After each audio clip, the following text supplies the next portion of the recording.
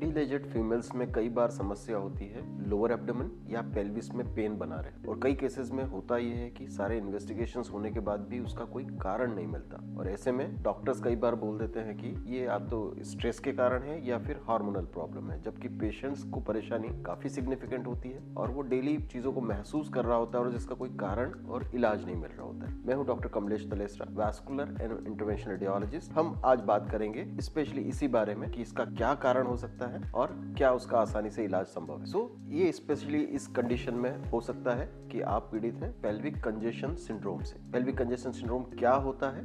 Veins होती हैं शरीर में जिनका काम होता है ब्लड को नीचे से ऊपर वापस हार्ट की तरफ लेके जाना, और इसलिए इनमें वाल्व्स होते हैं। वाल्व्स का काम होता है ब्लड को सिर्फ नीचे से ऊपर एक डायरेक्शन में जाने दें और ब्लड को वापस नीचे की तरफ रिटर्न होकर नीचे इकट्ठा नहीं होने दें ग्रेविटी के कारण। ये वाल्व्स में अगर गैप आता है, डिफेक्ट आता है, तो ब्लड रिटर्न होकर नीचे इकट्ठा होने लगता है। और यही स्थिति जब पेल्विक वेन्स के साथ होती है, लोअर एब्डोमिनल वेन्स के साथ होती है, तो वहां पर ब्लड इकट्ठा हो जाता है। उसके कारण धीरे धीरे वहां पर वेन्स फूल जाती हैं और वो वेन्स भरी होने के कारण वहां पे डल एक बना रहता है, डल पेन बना रहता है, जो कि कई बार खड़े रहने या लंबे सिटिंग के साथ और बढ़ जाता है। पेल्विक वीनस कंजेशन में कॉमन सिम्टम्स होते हैं, कॉमन परेशानी जो मरीज को पता लगती है, लगातार डल एक बना रहना, वो खड़े रहने या लॉन्ग सिटिंग के साथ बढ़ जाना, पीरियड्स के समय ज्यादा पेन होना, कई बार इंटरकोर्स के बाद डिस्कम्फर्ट होना, पेन का निचले हिस्से में या बैक की तरफ एक पेन और हैवीनेस बना रहना। पेल्विक कंजेशन सिंड्रोम के लिए कारण हार्मोनल नहीं होके वास्कुलर होते हैं। तो अब हम बात करते हैं पेल्विक कंजेशन सिंड्रोम की हम डायग्नोसिस कैसे करते हैं। तो सबसे इनिशियल टेस्ट है सोनोग्राफी,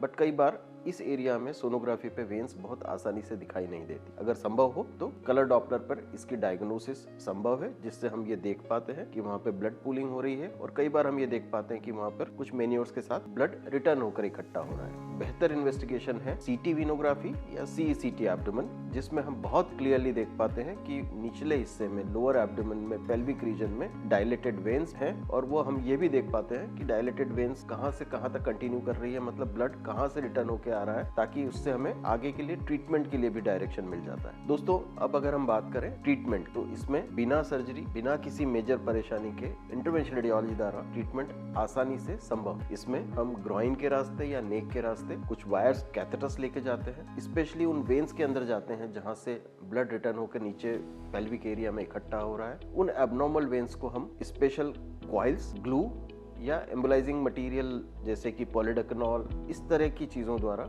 उन वेन्स को, एब्नॉर्मल वेन्स को हम ब्लॉक कर देते हैं, जिसे एम्बोलाइजेशन बोलते हैं, और जिससे वो ब्लड रिटर्न होकर नीचे इकट्ठा होना बंद हो जाता है। ज्यादातर केसेस में ये प्रोसीजर्स डे केयर प्रोसीजर्स जैसे होते हैं, यानी मरीज सेम डे मरीज डिस्चार्ज हो सकता है। बहुत ही कम केसेस में नेक्स्ट डे डिस्चार्ज हो सकता है। तो अर्ली रिकवरी है, कोई स्कार नहीं है, कोई स्टिचेस नहीं है, एंड बहुत जल्दी पेशेंट्स अपनी नॉर्मल एक्टिविटीज की तरफ वापस आ जाता है। दोस्तों, पेल्विक कंजेशन सिंड्रोम कॉमन समस्या है और कई केसेस में इसकी सही डायग्नोसिस नहीं हो पाती, और इसे हम एट्रीब्यूट कर देते हैं स्ट्रेस और हार्मोनल फैक्टर्स की तरह। सही जांच और सही इलाज आपकी चीजों को बेहतर कर सकता है। तो अगर आप इस तरह की किसी समस्या से जूझ रहे हैं तो आप हमें कंसल्ट करें। धन्यवाद। तो दोस्तों, अगर आपको ये जानकारी उपयोगी लगी और आप इस तरह की और जानकारी चाहते हैं तो हमारे चैनल को सब्सक्राइब करें। अगर आपके कुछ सुझाव हैं तो हमें कमेंट बॉक्स में जरूर प्लेस करें।